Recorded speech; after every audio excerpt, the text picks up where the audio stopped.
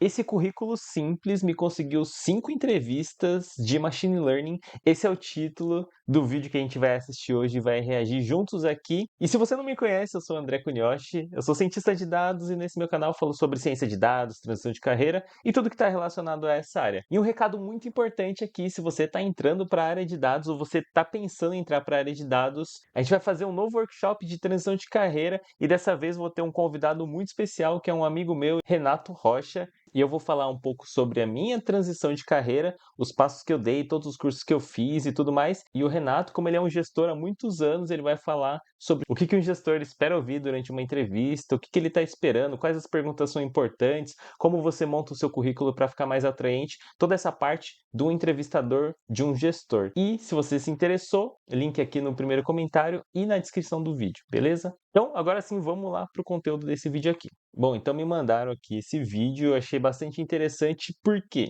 ele está falando aqui que esse currículo conseguiu para ele 5 entrevistas de machine learning. E a maioria dos vídeos que a gente vê por aí, eles falam assim, esse currículo me conseguiu tais vagas, né? Uma vaga na Google, uma vaga na Amazon. Só que a gente bem sabe que nenhum currículo consegue a gente uma vaga, né? Eles conseguem no máximo ali uma entrevista, ou se a gente otimizar bem, a gente consegue mesmo avançar pelo menos uma etapa ali para frente, mas depois vai muito mais do que você sabe, das suas experiências, da sua capacidade técnica, analítica, enfim, das suas soft e hard skills e tudo mais. Então achei que esse título aqui ficou bem mais condizente, acho que com a realidade, e a gente vai reagir a ele aqui. Vamos lá. Bom, coloquei aqui uma legenda automática aqui do Google em português, mas a gente vai vendo aqui, beleza? Vamos lá. Companies like Google DeepMind, Amazon, and Neuro? Well, today we're gonna talk about the resume that got me internship interviews with these fine companies, and I'll be sharing with you 7 important tips that you can easily apply to your resume. Como eu falei aqui, ele está falando sobre esse currículo que conseguiu para ele as entrevistas e são entrevistas de estágio, tá? E além disso, ele vai dar 7 dicas essenciais aqui que ele achou bastante importante. Isso aqui eu gosto muito, tá? Então ele já falou que vai dar 7 dicas e a gente vai estar esperando ansiosamente para essas 7 aqui. But that's not all. Stay tuned until the end because we'll then uncover the single most important reason why I got invited to the interviews. Let's get started, shall we? How long do you think it takes a recruiter to look at your resume? It takes an average of 7 seconds. Big tech companies receive hundreds, if not thousands, of applications every day. So, one of the simplest yet most important tips right away is not to exceed 1 page for your resume. Bom, esse aqui já é um assunto um pouco mais polêmico, né? Eu já ouvi falar de 1 ou 2 páginas, enfim, acho que tem essa questão aí que alguns podem discordar, mas a essência eu acho que é importante aqui, né? Ele falou que um recrutador, não sei de onde que ele tirou exatamente esse dado, mas ele falou que ele demora 7 segundos para dar uma olhada ali geral no seu currículo, e eu acho que é importante mesmo ele não ser muito extenso, encher muita linguiça, né? Como a gente fala, porque eu acho que acaba atrapalhando um pouco mais. Mas, como a gente sabe também, existem muitos robôs que fazem essa leitura e acabam fazendo a seleção ali, pelo menos inicial, dos currículos que dão maior match para as vagas, tá? Então, assim, eu acho que é importante mesmo você não exceder ali, mas não sei se essa questão de uma página só é tão assim, ela precisa caber dentro de uma página. Não sei, o meu tem umas 2, eu acho. Eu já tô recebendo a dica e já tô criticando, né? Mas enfim, vamos continuar aqui. Some absolute no-goes include adding obvious things like knowing how to use macOS or Windows. That's like an English teacher saying he knows how to speak English.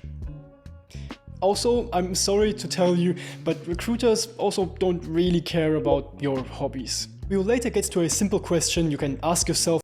Esse negócio aí do Windows ou do Mac, vocês viram falar que as gerações mais novas, agora acho que é a geração Z, eles não sabem mais fazer alocação de arquivos, assim, eles não sabem lidar muito bem com arquivos de computador, porque eles usam muito celular. E esses dias no trabalho mesmo, eu estava ouvindo falar que alguns cientistas de dados lá, uma pessoa que já era de uma área de ciência de dados, só que uma pessoa muito jovem, não sabia direito como é que era um arquivo zip, assim, eu não sabia lidar muito bem com arquivo zipado.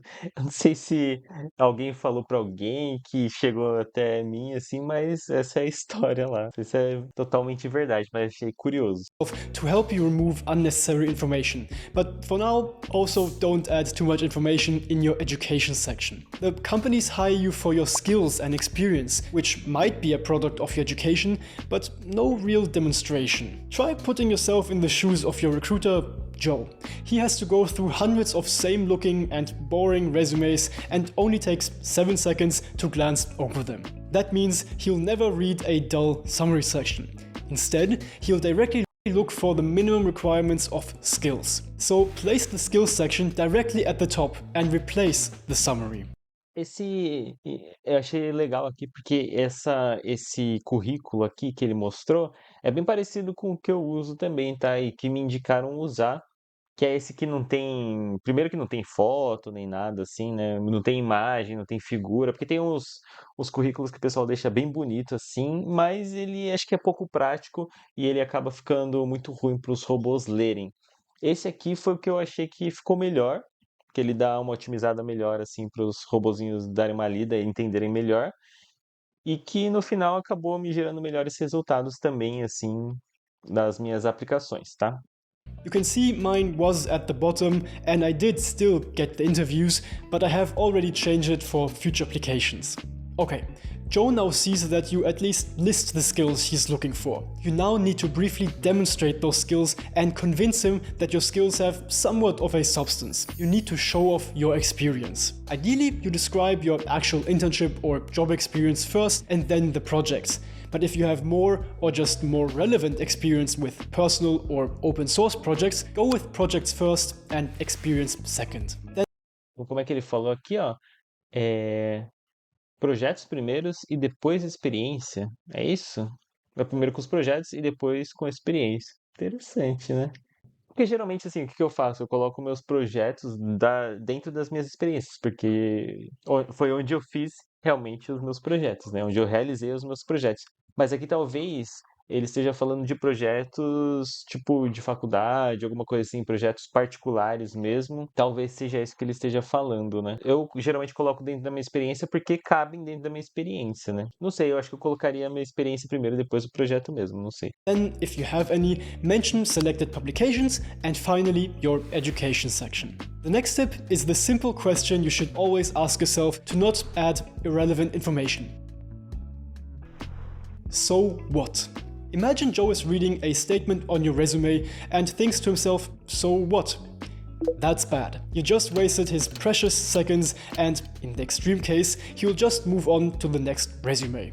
For example, I added the courses Deep Learning 1 and Automatic Image Analysis. So what? What does this tell the recruiter? He, and you for example as well, have no idea what is actually taught in those courses. Instead, I demonstrate deep learning and computer vision knowledge via my experiences and projects. So also, as a note for myself, once I have more experience to add to my resume, I will try to remove those mentioned courses and only include relevant information. Now, to make it even easier for Joe to find the most relevant information, you can use bold text for important keywords. But of course, don't add too much, because then, once again, nothing actually stands out. Speaking of those important skills and keywords, the next tip is to really be aware of your wording. As mentioned, your recruiter, Joe. Eu tô pensando aqui, né? Acho que essa questão que ele tava falando dos projetos, voltando à questão dos projetos, na verdade, né? Projetos, experiência, acho que você tem que mencionar logo de cara ali o que for mais condizente com a área. Acho que isso é o mais importante aqui. O que for mais impactante, o que for mais relevante para aquela área onde você está prestando, acho que você tem que mencionar ali primeiro.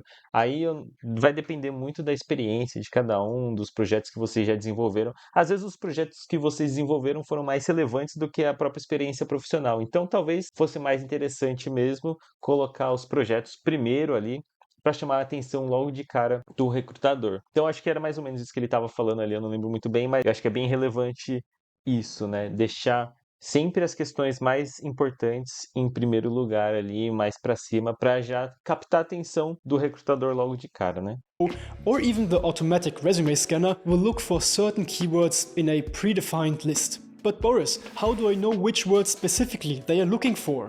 Well, we of course can't say for certain, but we can look at the required qualifications in the job description. There we can see some specific skills they are looking for, which will very likely be important in your resume. And those can of course vary from listing to listing.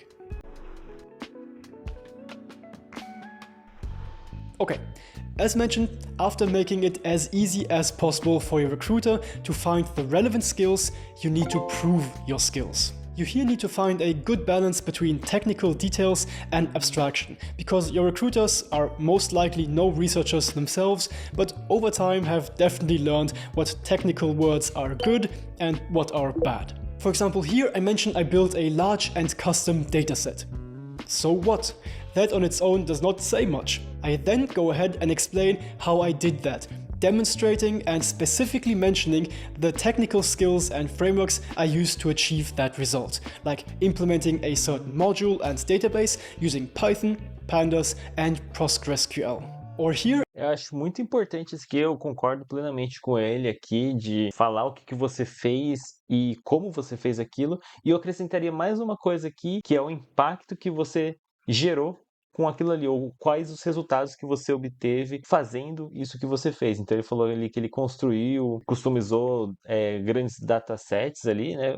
Usando pandas e Python e tudo mais. E qual que é o impacto que isso teve? Quanto que isso acelerou algum processo? Ou quanto de melhoria que isso aqui causou para o seu time ou para a área de negócio, enfim, né? Acho que eu acrescentaria essa parte, tá? Mas é nessa linha mesmo que ele está falando.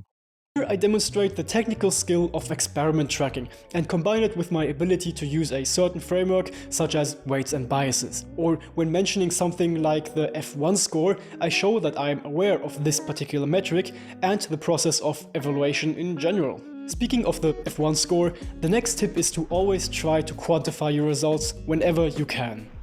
What do you think sounds more professional? Develop a model with good performance, or develop a model with an F1 score of 0.39? Or what do you think sounds better here? Develop a deep reinforcement learning based agent with a very high success rate, or develop a deep reinforcement learning based agent with a success rate of 95%. Numbers often make you seem more educated and invested in the project because you know the details of it. Many metrics are also more intuitive for the recruiter. A success rate of 95% is very intuitive. An F1 score of 0.39 is perhaps not that intuitive if he doesn't know what that is, but you get the point.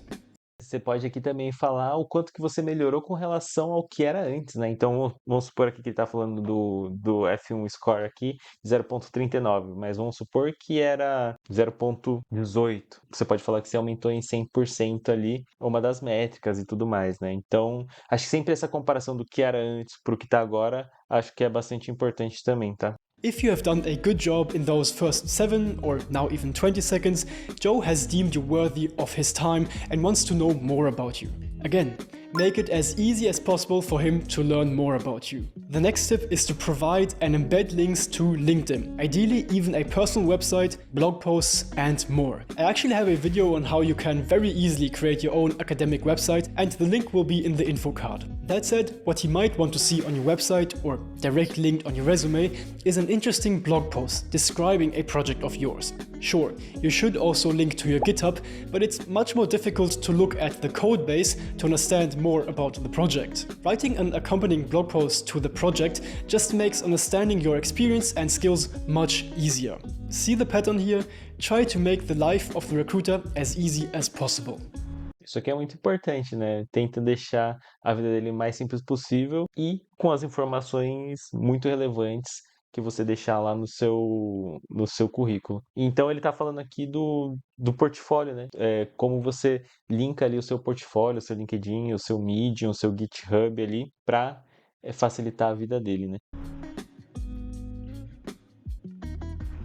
Now you might be thinking, but I don't have any meaningful projects or work experience. But that often just isn't the case. It's all about how you sell yourself. We all want to be humble and friendly, but this is a competition.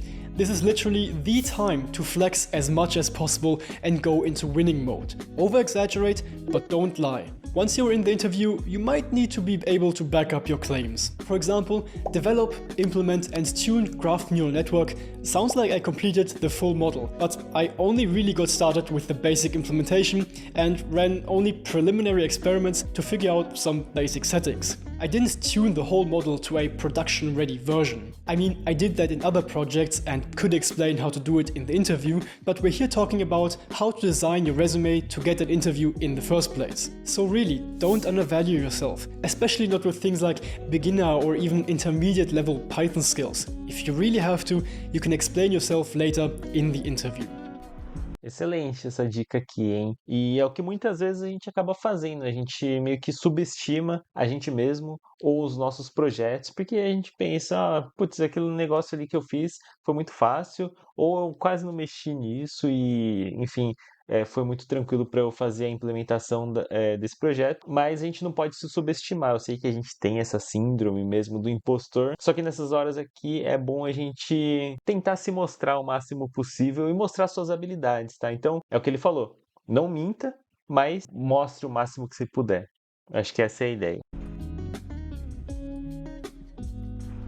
Having a good-looking and well-formatted resume is very important, but won't magically land you an interview. The recruiters are looking for specific skills they need for a specific project. They might consider multiple experiences from your application, but in the end, your skill set needs to fit one project. Now, why did I get invited to those interviews with such a, in my opinion, mediocre resume? For my Google DeepMind internship, I applied for a research position in multimodal learning. That's more or less all I knew about it. But luckily for me, at that time RLHF was hyped and the team wanted to use it in their research. That's why they were interested in me, because of my experience with RL, especially my project where I re-implemented a reinforcement learning paper. During the interview, we mainly talked about that little project. That is why adding experience that is relevant for the specific position you're applying to is so important. The team at Amazon, on the other hand, was specifically interested in me because of my graph neural network modeling experience for traffic flow prediction. That was pretty much the exact same thing they were researching in their group. And Neuro was interested in a combination of both skills, autonomous navigation and graph neural networks, because they are developing self-driving delivery cars and streets are represented as a graph. I mean, look, I've no experience with recommender systems, so why would a team want to choose me? All that means, look for job listings or people who would need you and your skills specifically. Those can come from job experience or other projects.